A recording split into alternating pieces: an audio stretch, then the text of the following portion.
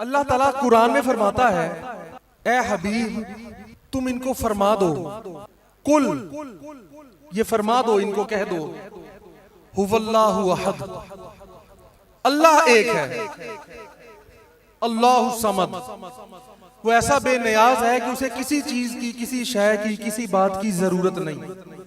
ठीक है, मैं एक मिसाल के तौर पे बात कर रहा हूँ। लम यलिद वलम यूलद वलम यकुल लहू कुफुवन अहद, ना उसको किसी ने जना, ना उसने किसी को जना, यानी उसका कोई बेटा नहीं, उसका कोई बाप नहीं, और उसका कोई शरीक और हमसर नहीं।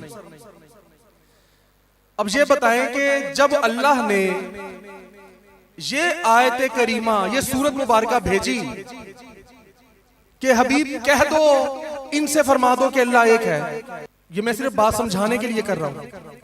तो क्या जब तक अल्लाह ने ये नहीं फरमाया था, तो क्या अल्लाह उस वक्त तक एक नहीं था? क्या पहले दो थे, चार थे? जब फरमाया कि अब कह दो कि एक है, पहले भी तो एक था, वो तो हमेशा से एक था, वो अकेला है और हमेशा से है और हमेशा रहेगा, उसी का नाम बाकी रहने वाला है, उसी की शान बाकी रहने वाली।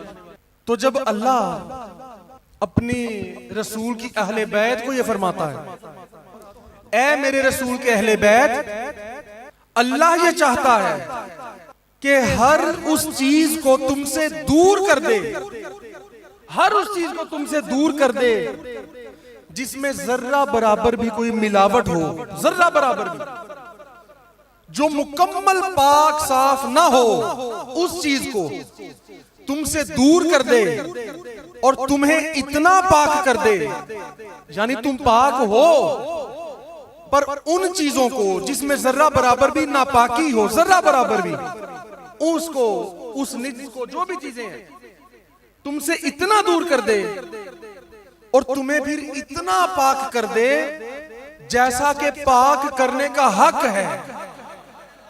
ये अल्लाह फरमा रहा है। अल्लाह तो किसी को यार इतना भी कह दे कि हाँ ठीक है ये पाक है, साफ है, तो सोचे वो कितना पाक होगा, सोचे वो कितना पाक होगा। तो अल्लाह फरमाता है, ऐ मेरे रसूल के अहले बैत, तुमसे उन चीजों को भी दूर कर दूं, यानी तुम पाक हो, उन चीजों को भी दूर कर दूं जिसमें जर्रा बराबर भी मिलावट हो, जो मुकम्मल पाक ना हो, और फिर ऐसा दूर करूं और तुम्हें इतना पाक करूं यानी जैसा मेरी नजर में पाक करने का हक हो। अब बताएं कि क्या इससे पहले माज़अल्लाह अहले बैत मुकम्मल पाक नहीं थे?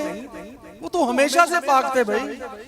रिवायात में आता है कि इमाम हसन पाक की विलादत बासादत हुई जिस रोज, जिस दिन, कहते हैं कि जोहर के वक्त आपकी विलादत बासादत हुई तकरीबन, तो असर के वक्त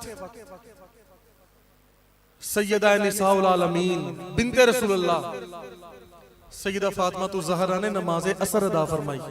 असर के वक्त, जोहर के वक्त विलादत इमाम हसन हुई, जोहर के वक्त, उसी दिन असर के वक्त आपने नमाज असर अदा फरमाई। अब आप बात समझ गए हैं, कोई इसको में तफसील में जाने की जरूरत नहीं कि इतना पाक कि सैयदा की पाकीज़गी का आलम देखें। जब विलादत होती है किसी की तो उसके बाद एक 40 दिन का वक्त होता है ना माँ का, तो जोहर के वक्त इमाम हसन पाक की विलादत हुई है और असर के वक्त सैयदा पाक ने नमाज असर अदा फरमाई है। और लफ्ज बतूल का मतलब ही ये है, कहते हैं ना फातिमा ज़हरा बतूल,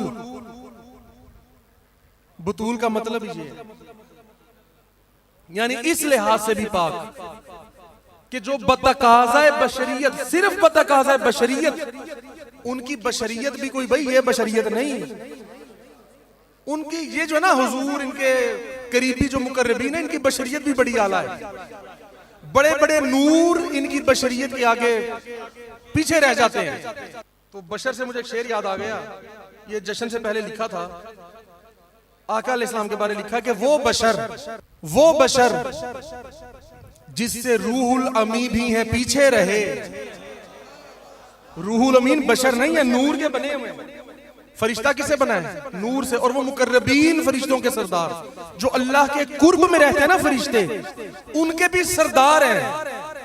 हजरत जिब्रील पाक, और वो बशर जिससे रूहुल अमी भी है पीछे रहे, वो बशर जिनकी रिफत को तक के फलक हिल गए, और वो बशर ला मकाने कहा रब से वो मिल गए,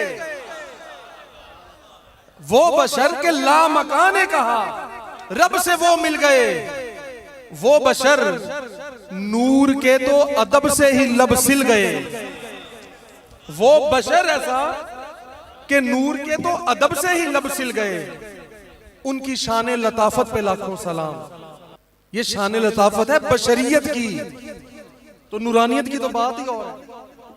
ये नूरानियत की शान नहीं है हुजूर की, ये बशरियत की शान है।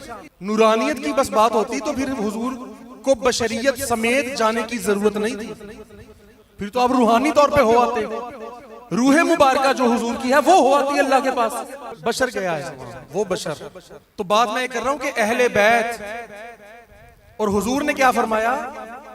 अब यार फिर देखो अगली बात, हुजूर की बशरियत की ये शान है, तो नूरानियत की शान क्या होगी, और हुजूर की रूह की शान क्या होगी। और हुजूर फरमाते हैं फातिमा मेरी रूह का हिस्सा है, रूह का। सुभान अल्लाह सलामुल्लाह अलैह। जिस हस्ती की बशरियत का आलम ये है, उसकी रूह का आलम क्या होगा। फरमाते हैं मेरे जिगर का टुकड़ा है, और फरमाते हैं मेरी रूह का हिस्सा है। तो भाई फिर पाकीज़गी कैसे इतनी ना हो, कैसे इतनी ना हो। तो सोचें ये हस्तियां कितनी पाक हैं, कितनी पाक कि अल्लाह ने इनको ऐसा पाक साफ कर दिया जैसा पाक करने का हक है। अगरचे पहले से भी पाक ही थे, अजल से पाक है ये लोग, लेकिन अल्लाह शान बताता है, अल्लाह इजहार फरमाता है, शान बताता है कि इनसे तो मैंने नापाकी को इतना दूर कर दिया और इनको इतना पाक कर दिया जैसा करने का हक हो।